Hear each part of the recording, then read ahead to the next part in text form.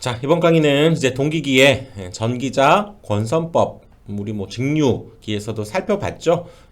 여기서 이제 추가적으로 더 살펴봐야 될 것들 한번 살펴봅시다. 우선 뭐 동일하죠. 우리 직류기에서는 이 교류 발전기를 정류자를 거쳐서 나온 거라면 이거는 그냥 교류 발전 이 자체니까 동일해요. 사실상 한번 봅시다. 이렇게 계자가 있죠. 계자, 전자석을 만들어야죠. 그래서 여기에는 계자에도 철심과 이렇게 코일을 감은 권선이라고 하죠. 계자 권선으로 구성이 되어 있고 또 이 속에 집어넣어서 전기자를 그쵸? 회전하거나 또는 얘를 회전해서 만들어내는 역시 전기자가 이제 또 필요한 거죠. 전기자 역시도 전기자 철심과 또 전기자 권선으로 이루어져 있는데, 자, 이 강판들은 어떻게 쓴다고 그랬습니까? 규소를 이용해서, 규희성화, 규희야, 성화대에서 봤어야 되는데 청와대로 갔네. 규희성화, 규소는 히스테리시스손을 감소하고요, 성층은 와류손을 감소시킨다 그랬죠. 그래서 이 히스테리시스손과 와류손을 합한 것을 한꺼번에 뭐라고 부릅니까? 철손이라고 부른다고 그랬죠. 철손. 히스테리시스손과 와류손을 각각 감소시키는 거 기억을 해둬야 되고요. 그래서 여기에서 이 전기자에 감는 이제 권선법을 자 살펴보자 그 얘기라고요. 자, 전기자 권선법은 지금 우리 직류기에서도 살펴봤던 내용 한 번 더 정리해보면,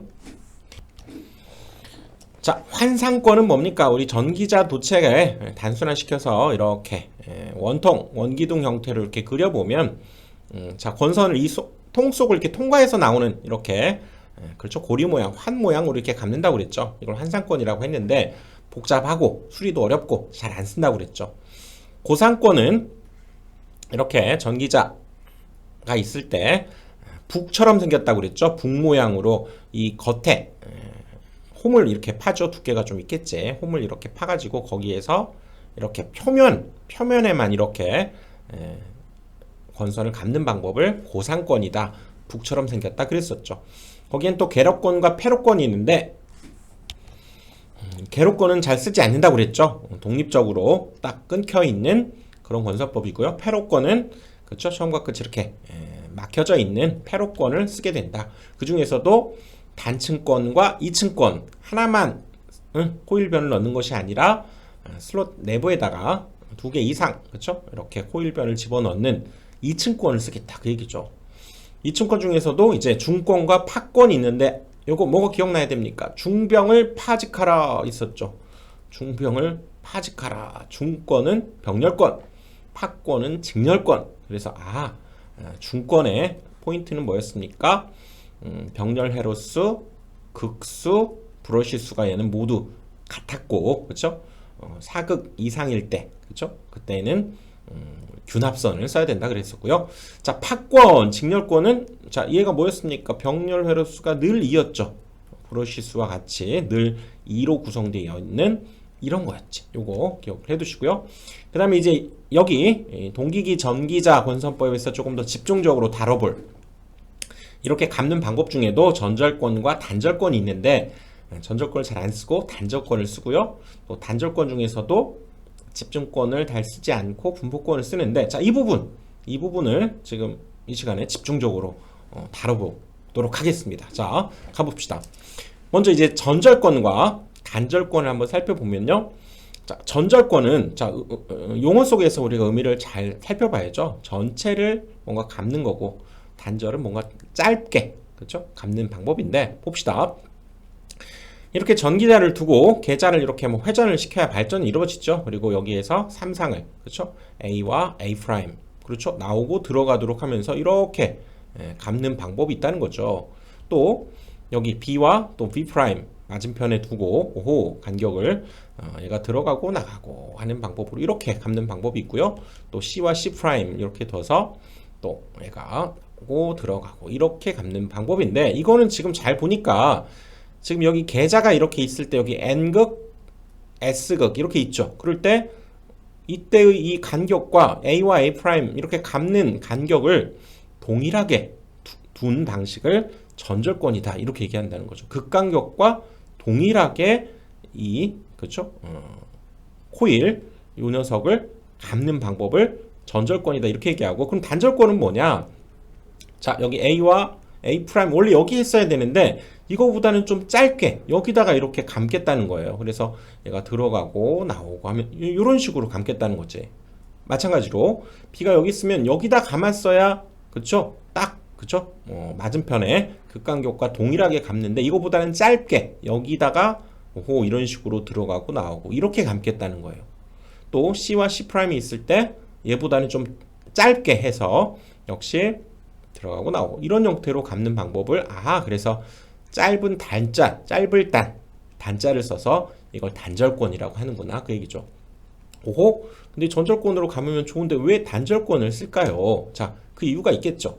자, 한번 봅시다. 여기에서 우선 자 극간격이라고 그래서 여기가 N극 있죠? N극 그 다음에 여기 S극 이럴 때 지금 이렇게 지금 원통형으로 생긴 이 곡선 부분을 그냥 우리가 쭉 직선처럼 펼쳐 봅시다.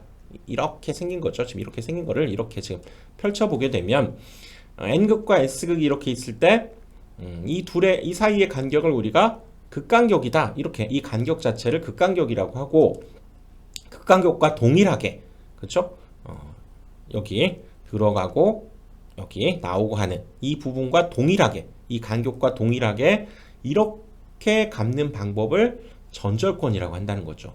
단절권은 이 극간격보다는 짧게 여기서 들어가고 나오고 이렇게 감는 방법을 단절권이라고 하겠다 그 얘기죠. 그리고 그때의 이 N극과 S극이 이렇게 있으면 여기를 그렇죠? 우리가 각도로면 파이 이렇게 얘기할 수 있기 때문에 여기를 파이라고 하고 이거보다는 짧으니까 단절권의 이 간격은 파이에다가 베타라고 하는 값을 곱했네요.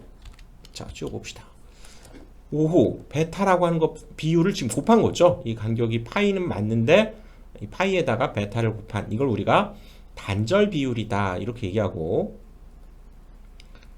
그러니까 얘보다는 지금 짧게 감은 그 비율을 지금 베타다 이렇게 표현하겠다는 거죠. 자, 여기다 가져다 놓고 자, 다시 한번 봅시다. 이제 단절 비율이라고 하는 것은 자, 여기가 파이고 이게 베타 파이일 때 그쵸? 이 비율 베타다 이렇게 얘기하는데 이 비율은 전체 극간격 분의 실제로 감은 코일의 간격 전체 간격분의 이 짧은 간격을 나타내는 극간격분의 코일 간격이 단절 비율이 되겠고요.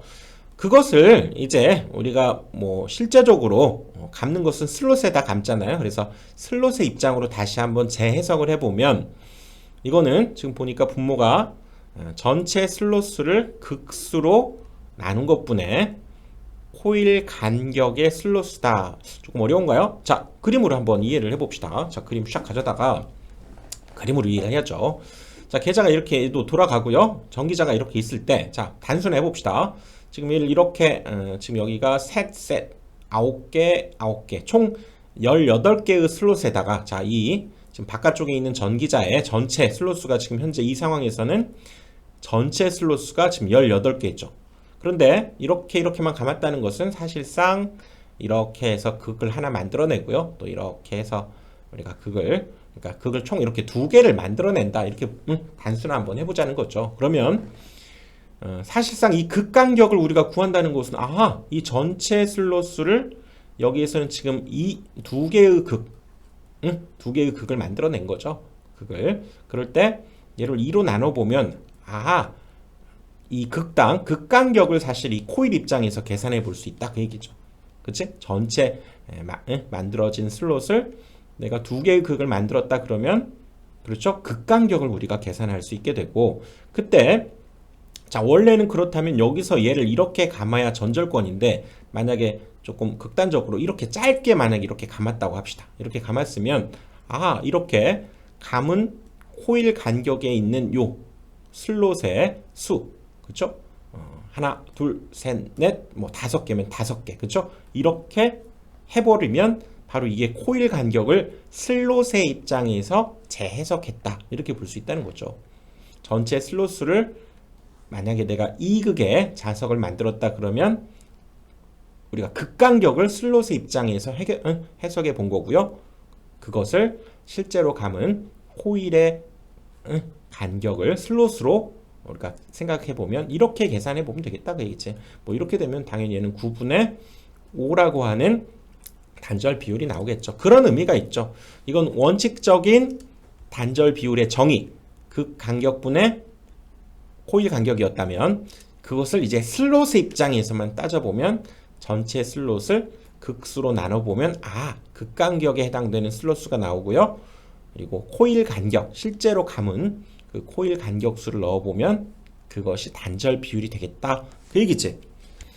자, 이거 복잡한 것 같아도 여러분들 한번 반복해서 한번 봐주시면 충분히 이해되실 겁니다. 자, 그래서 다시 단절 비율, 이 극간격분의 코일 간격인데 그것을 슬롯의 입장으로 해석을 해보면 전체 슬롯을 극수로 나눈 이게 그러면 극간격에 해당되는 슬롯, 그 다음에 실제로 감은 코일, 그쵸? 이 감은 이 사이에 슬롯이 몇 개 있냐, 원래는 이렇게 감았어야 되는데, 그쵸? 그 슬롯의 입장에서 재해석해 본 거고요. 자, 이번에는 단절권 개수로 가보는데요. 얘랑 달라요. 단절 비율과 단절권 개수는 다릅니다. 자, 단절권 개수는 우리가 KP 이렇게 표현하고 그 정의는 전절권의 합성 기전력분의 단절권의 합성 기전력으로 정의했네요. 오호, 그러니까 기준이 비교되는 값이 기전력으로 지금 비교를 한 거죠.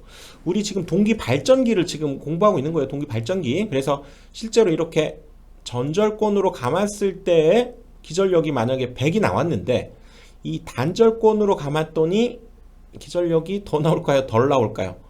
덜 나온다는 거죠. 한 95 정도 나왔다고 칩시다.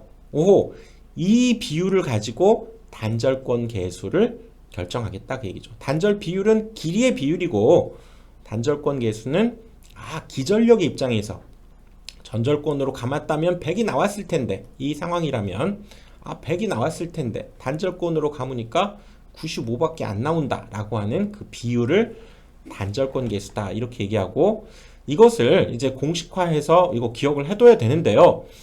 이것을 막 정확히 벡터적으로 해서 기전력 계산하고 하는 것들이 굉장히 복잡하고 실효성이 없어요. 실효성이 없다는 게 뭐냐면 뒤에 연계성이라든가 이런 것들이 전혀 없어서 이건 사실상 여러분들이 이 공식을 딱 외워주시는 것이 합리적입니다. 그래서 이 그림을 자꾸 연상을 해서 생각해 보면, 오호, 전체 파이였을 때 여기가 베타 파이라고 하면 이 단절권 개수는 베타 파이를 그대로 이용하네요. 베타 파이를 2로 나눈 값에 대한 사인 값으로 정의하겠다 그 얘기죠.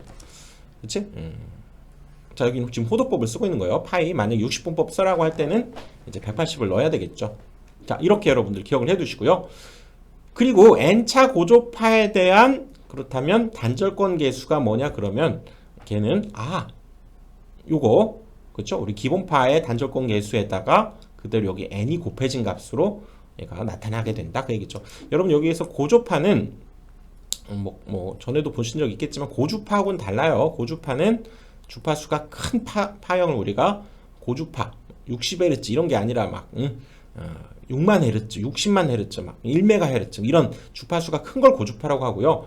고조파는 기본파의 정확히 주파수가 2배, 3배, 4배 이런 정수배 되는 그런 파를 우리가 고조파라고 하죠. 이 둘은 분명히 다른 거예요. 의미가 완전히 다른 거지. 그래서 그 n차 고조파에서의 단절권 개수는 여기에다가 그대로 n만 곱해주면 끝이네요. 자, 기억을 해봅시다.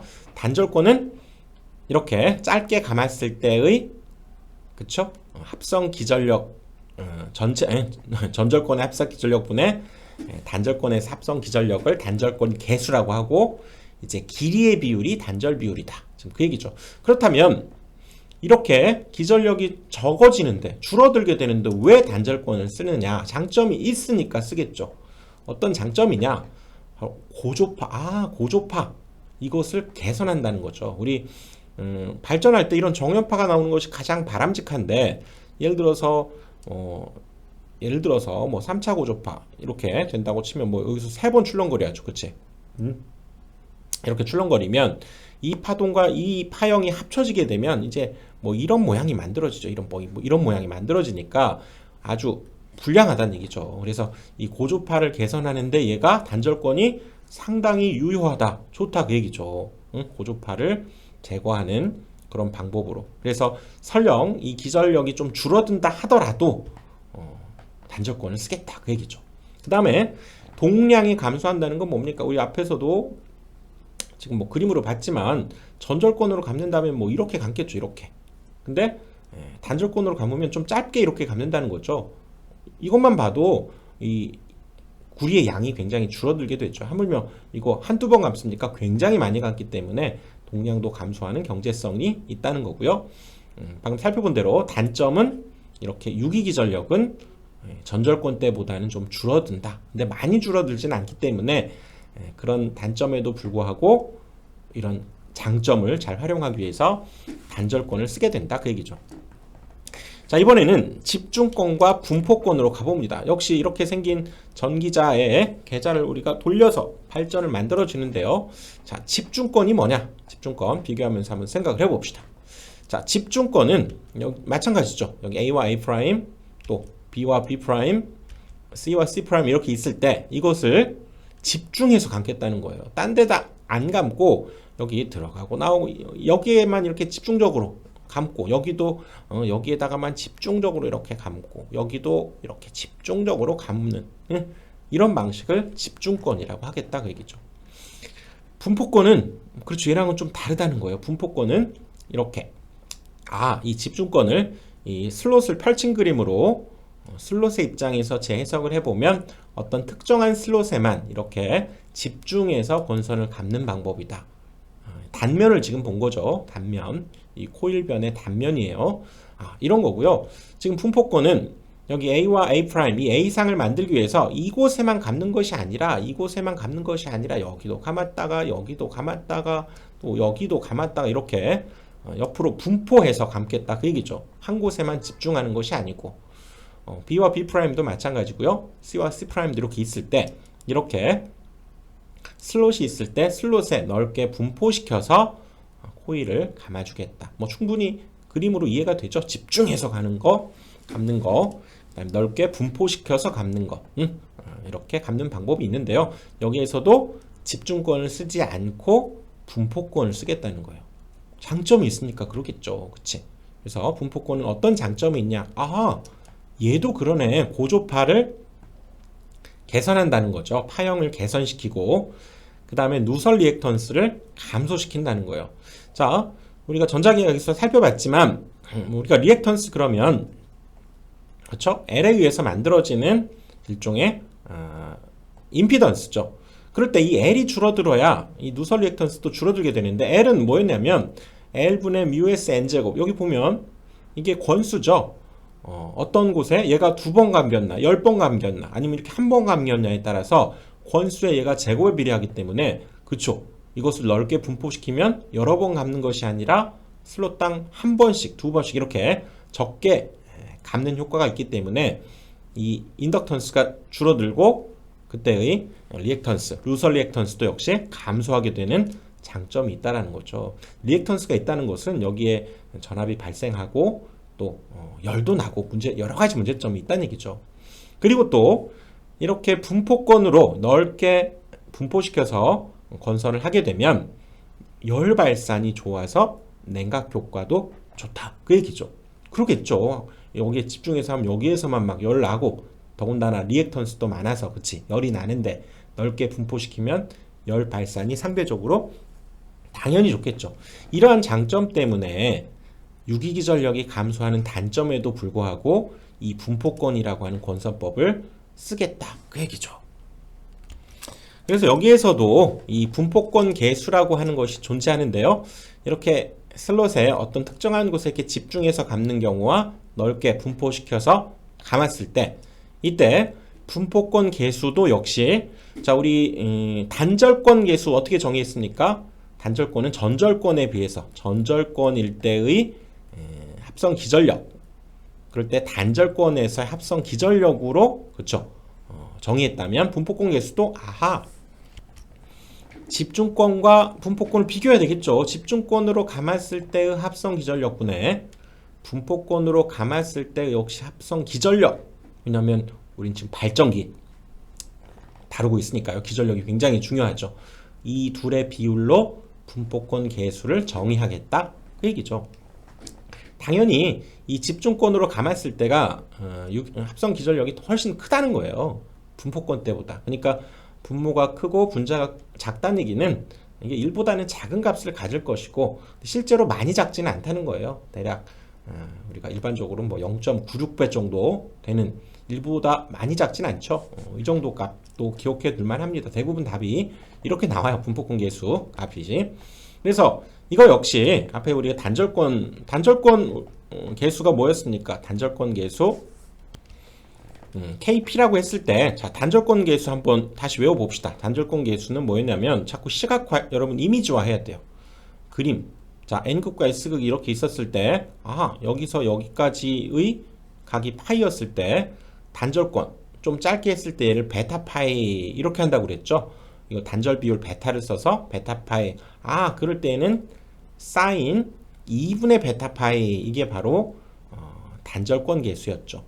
자, 분포권 계수는 자, KD다 이렇게 쓰고요. 역시 이런 꼴인데 상당히 좀 복잡해 보이네요.